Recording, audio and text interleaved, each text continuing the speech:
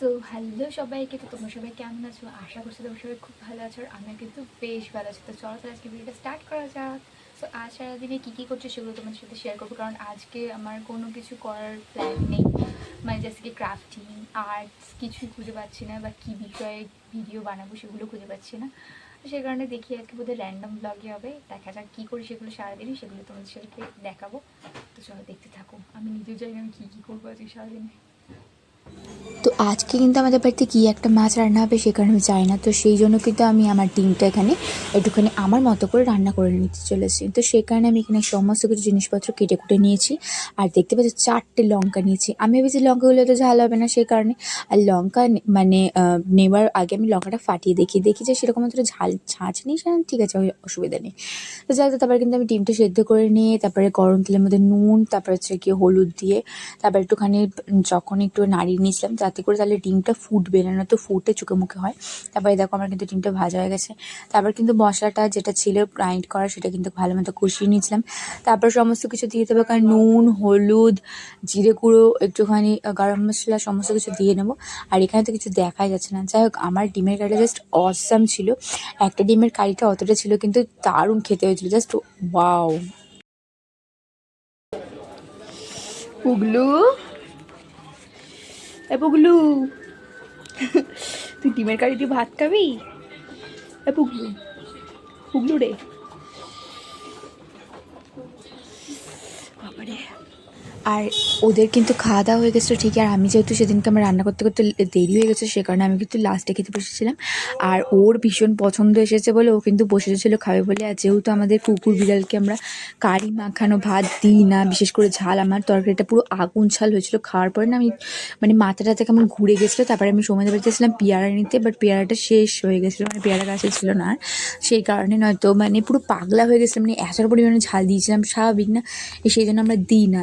এবার অনেকে ভাবতে পারে বাবা দিতে থাকো ওইটুখানি, কিন্তু এই কারণে। বাকি যদি অন্য হতো অনেকটা, আমি অন্য কিছু দিয়ে অনেকটাই দিতাম, কিন্তু যেহেতু কারি মাখানো ভাত সে কারণে অল্পই দিই। তো তারপরে কিন্তু এখানে দেখতে পাচ্ছ এই যে চার্জারটা নতুন কালার করেছিলাম তোমরা দেখেছো, সেটা নিয়ে আমি কিন্তু চার্জার দিয়েছি। আর এই যে পোর্শনটা না ভালো করে শোকায়নি, সে কারণে অনেকবার ধরতে ধরতে জায়গাটা কালো হয়ে গেছে। এটাকে ভাবছি পরে আবার নতুন করে তুলে দিয়ে ভালো করে কালার করব। তারপরে কিন্তু এখানে একটুখানি ঠিকঠাক হওয়ার পরে আমি ভাবলাম চলো তাহলে একটুখানি মেহেন্দি প্র্যাকটিস করা যাক। আর মেহেন্দি প্র্যাকটিস করার আগে যখন আমি এখানে বসি যে জায়গাটা, সেই জায়গাটা দেখছি এরা দুজন মিলে দেখো গায়ে হাত দিয়ে কি সুন্দর ঘুমাচ্ছে, দু ভাই বোনে। কত মিল, হ্যাঁ, যখন খেলে তখন বাঁদরামো করে আর যখন ঘুমায় এরকম হবে। আর এই হচ্ছে কি আমার বোর্ডটা। আর আমার তো বোর্ডটা দেখে আমি নিজে ভাবি যে এটা আমি বানিয়েছি। এটা কী এঁকেছি আমি নিজেও জানি না, এরকমভাবে কোনো কিছু জিনিস আমি আঁকা দেখেছি কি না আদেও, ঠিক আছে। কিন্তু মানে যেটা দেখে আমি করেছিলাম যে রেফারেন্সটা, ওটা কিন্তু খুব সুন্দর ছিল, আমার মতো এরকম জংলি ছাপা ছিল না। বাট আমি এটা এরকম করলাম কেন জানি না, যা করেছি ওটা আমি পছন্দ হয়েছে, কারণ নিজে করেছি বলে কথা। তো যাই হোক, তো তারপরে কিন্তু এইখানটা আর এই বালিশটা নিয়ে নিয়েছি। আমি একটুখানি ভাবলাম যে দুপুরবেলাতে বেকার না ঘুমিয়ে থেকে আর মেহেন্দি প্র্যাকটিস করাটা সব থেকে ভালো হবে, কারণ রাত্রিবেলাতে না মানে দুপুরবেলা ঘুমালে রাত্রিবেলাতে ঘুম আসতে চায় না। আর এই হচ্ছে গিয়ে আমি শুরুটা এখানে দেখতে পাচ্ছ আজকে একটু ডিফারেন্ট স্টাইলে করছি। আর এইরকম সচরাচর ডিজাইনগুলো আমি খুব কম করি, কারণ আমি যেটা শর্টে ছাড়ি সেটা হচ্ছে গিয়ে মানে কী বলে শুরুতে এইরকম ডিজাইন করি না, নর্মাল পুরো আসে সেটা। আর এইটা কিন্তু অনেকটাই সমস্যা হয়, মানে সমস্যা বলতে অনেকটা ডিজাইন করতে অনেকটা ভাবতে হয় এরপরে কী দিলে ভালো লাগবে। যাই হোক, তো তারপরে কিন্তু আমার এখানে কমপ্লিট হয়ে গেছে। আর তোমরা একটুখানি দেখো। আর আমার তো জাস্ট ওয়াও লেগেছে এইরকম ডিজাইনগুলো, জাস্ট আমার তো দারুণ মানে দারুণ লেগে। তারপরে কিন্তু এখানে খেয়ে নিয়েছিলাম সন্ধ্যেবেলা হচ্ছে কি তালের বড়া বা তালের ফুরুলি বলি আমি, মানে আমরা। আর এখানে তো এক বাটি খেয়ে নিয়েছিলাম, প্লিজ কেউ নজর দিও না। যাই হোক, আর কী করা যাবে, সরি। আর তারপরে কিন্তু এসেছিলো হচ্ছে গিয়ে রূপম। আর রূপমকে কিন্তু বলছে রূপম তোর হাতটা একটু দে, আমি এখানে একটু মেহেন্দি প্র্যাকটিস করবো। তো বলছে কি ও প্রথমে ফার্স্টে হেঁটেছিল, ভীষণ পরিমাণে হেসেছিল, সরি হেঁটেছিল বলছে হেসেছিল, আমি না তুতলে যাচ্ছি। তারপরে কিন্তু ফার্স্টে হাত দিতে চাইছিল না, এত জোরে হাসছিল। আমি বলছি একবারই হাতটা বসাবি, নড়বি না, কিচ্ছু না, তারপর ওই হাতটা দিয়ে কিন্তু আমি তারপরে করবো। তো তারপরে প্রথমে কিন্তু দিতে চাইছিল না, তারপরে কিন্তু দিয়ে দিয়েছে। আর এই হচ্ছে কি ওর হাতটা, তারপরে মানে যেহেতু ঠিক করে বসায়নি বলে রিস্টটা দেখতে পাচ্ছি অনেকটা সরু হয়ে গেছে। তাহলে আমি ঠিক আছে দেখবি তো এই ডিজাইনটা আমি এই হাতে কত সুন্দর ডিজাইন করবো। ও তো তখন থেকে হাসছিল, তারপর আমার মেহেন্দি নিয়ে এরকম আলফাল করছিল, আমি বলছি এরকম করিস না, নষ্ট করবি না।